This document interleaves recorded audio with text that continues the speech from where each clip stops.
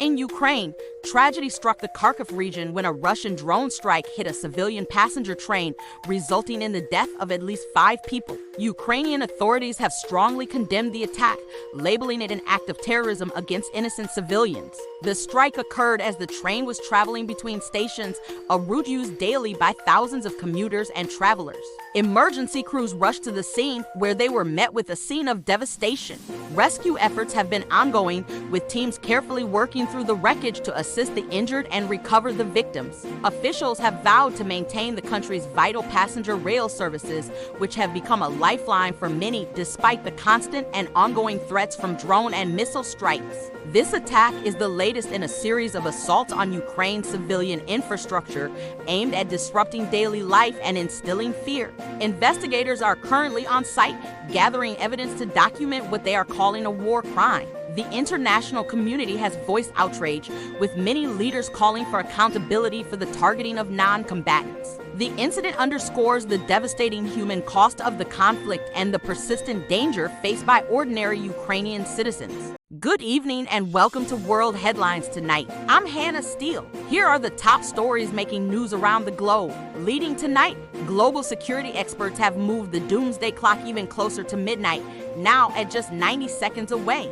This marks the closest point to a global catastrophe in the clock's history. The Bulletin of the Atomic Scientists, the organization behind this symbolic timepiece, cited several compounding factors for this grim assessment. Chief among them are the rising geopolitical tensions seen across the world, particularly the ongoing war in Ukraine and the escalating potential for nuclear conflict. The scientists also highlighted the insufficient global response to the escalating climate crisis, pointing to extreme weather events and record-breaking temperatures as clear evidence of an impending environmental disaster. Another new and significant factor influencing this year's decision is the rapid and largely unregulated advancement of artificial intelligence. The bulletin expressed deep concern over AI's potential for misuse in disinformation campaigns, automated warfare, and the erosion of global stability. This symbolic clock, first conceived in 1947, serves as a stark metaphor for how close humanity is to a self-inflicted existential disaster. The 90-second mark is a powerful call to action, urging world leaders and citizens to recognize the unprecedented level of risk and to work collaboratively to pull the world back from the brink. The scientists stress that the hands of the clock can be moved back, but it requires urgent and concerted efforts to de-escalate conflicts, accelerate climate action, and establish robust international regulations for emerging technologies like AI. From Southeast Asia, a devastating natural disaster in West Java, Indonesia. At least 23 soldiers have died after a powerful landslide engulfed a military training site. The disaster was triggered by days of heavy seasonal rains, which saturated the ground and led to the sudden collapse of a hillside. The soldiers were reportedly in the middle of training exercises when the wall of mud and debris swept through their camp. The sheer force of the landslide buried barracks and training facilities, leaving little chance for escape.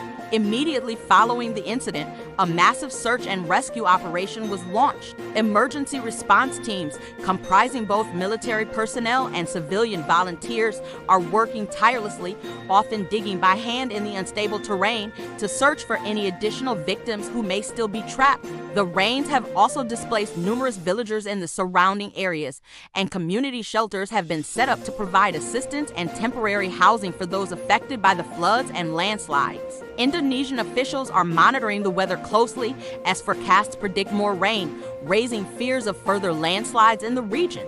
This tragic event highlights the vulnerability of the region to extreme weather, a problem that scientists say is being exacerbated by climate change. On the diplomatic front, the United Kingdom is actively seeking to elevate its relationship with China. Prime Minister Keir Starmer has arrived in Beijing for a high-stakes visit aimed at strengthening both diplomatic and economic ties between the two global powers. This trip marks a significant moment in UK-China relations, signaling a potential shift towards a more engaged and pragmatic approach. Officials from the Prime Minister's office have stated that the visit represents a renewed commitment to open and constructive dialogue on a wide range of critical issues. Key topics on the agenda include expanding trade, fostering cooperation on the global climate crisis, and discussing matters of international security and stability.